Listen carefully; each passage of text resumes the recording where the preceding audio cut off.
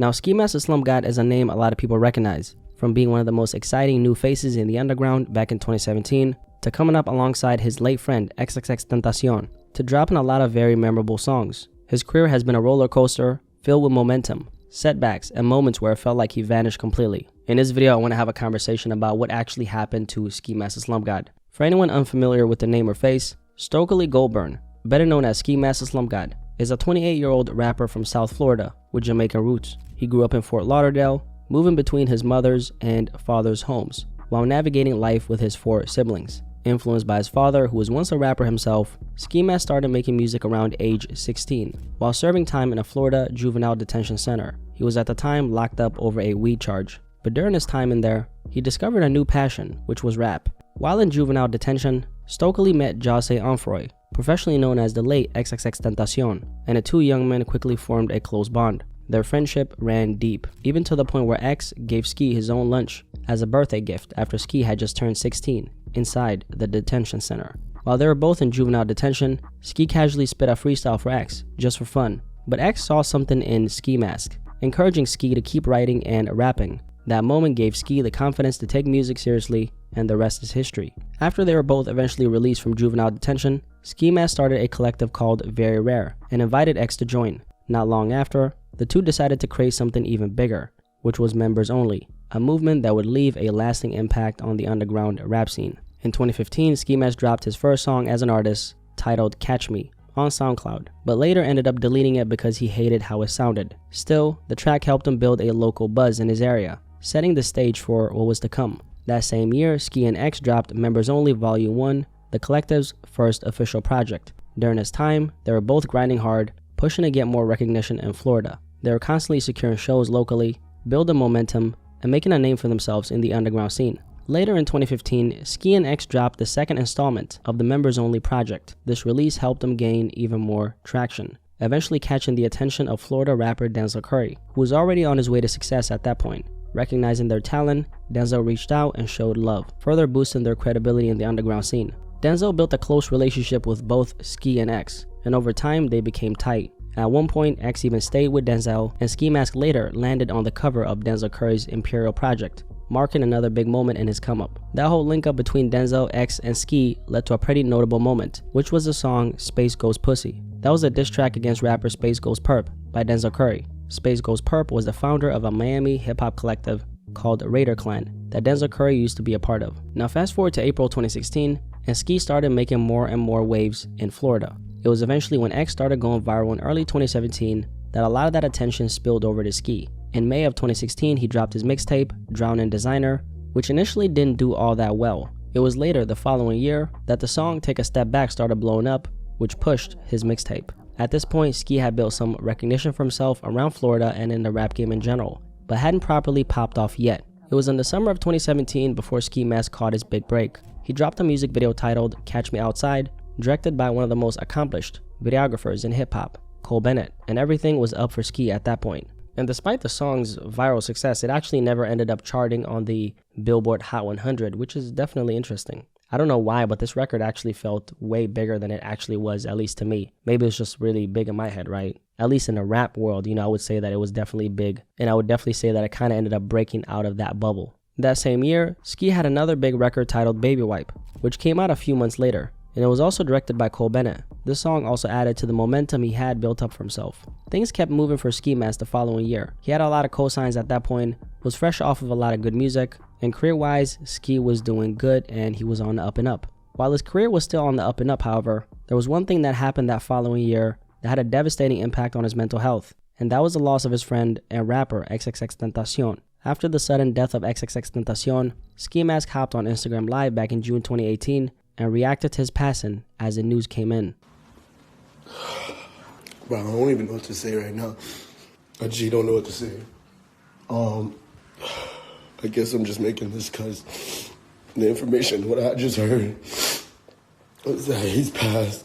Honestly, it was really heartbreaking seeing Ski Mask like that. And I think this part of Ski's story is very important to bring up because Ski and X, they both came up together. They're practically inseparable ever since they first initially came up. And one of the saddest aspects of seeing Ski go through this was the fact that him and X, for anyone who might not remember, were kind of, beefing for a period. and sometime before his death, they ended up, being on good terms. And that was the sad part. Yes, they had personal issues, but then decided to, just put it all to the side. And right when that happened, X ended up getting killed. Now, Ski Mask was not doing good for a period of time, and it was so devastating to see him go through that. But of course, he did end up pushing through. He always spoke about how he felt like his friend XXXTentacion was with him in spirit when he was creating, which was one of the driving forces behind him getting over his grief. The loss of his friend aside, that same year with the release of his debut album, Stokely, Ski got 3 Billboard charting songs, Foot Fungus and Nuketown featuring Juice WRLD. Both ended up on the Billboard charts in December of 2018,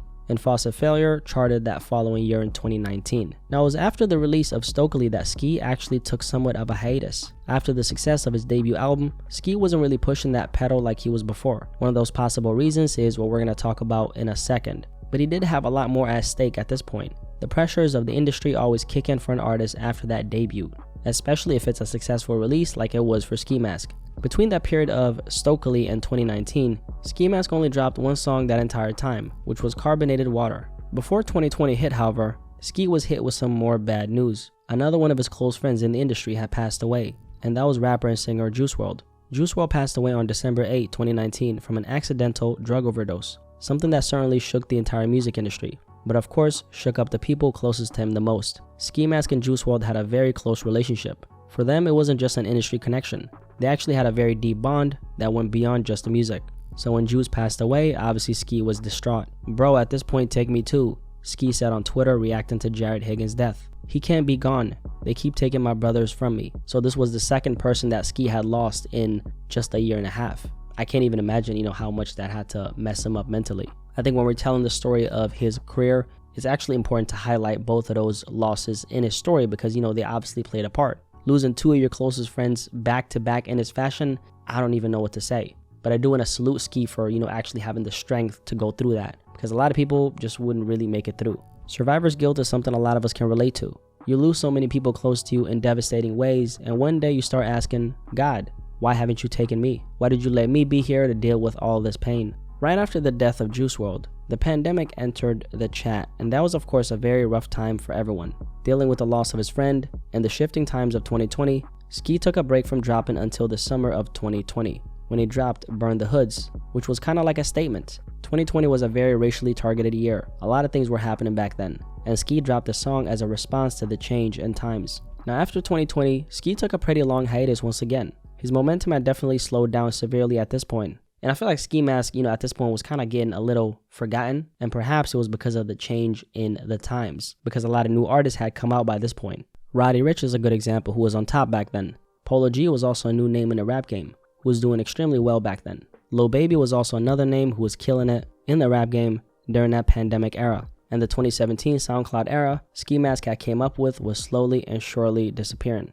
A lot of the artists who came up from that era were either dead, a lot of them were in jail, some of them were strung out on dope, and the ones who were out, people were just not really checking for them anymore. And Ski Mask was of course a part of that entire wave that now was quite frankly on life support. In 2021, after that hiatus, he decided to come back with another project, and that was Sin City the mixtape. And I don't really know about the response to this particular project. I don't really have a feel for what the general consensus was, but I do remember that, not as many people were interested in hearing about Ski at that point. I mean, to be fair, at this particular point in the story, he had taken multiple long hiatuses here and there, which isn't something I would blame him for, right? Times were changing and Ski had already gone through the loss of 2 of his best friends. And honestly, I feel like it was a confusing time for a lot of people in the world during those years. I mean, honestly, fuck this entire conversation. I feel like it was a very just strange time after 2020. I mean, can't put my finger on it, but I just feel like so many things changed. And then Ski took another pretty long hiatus between projects in 2021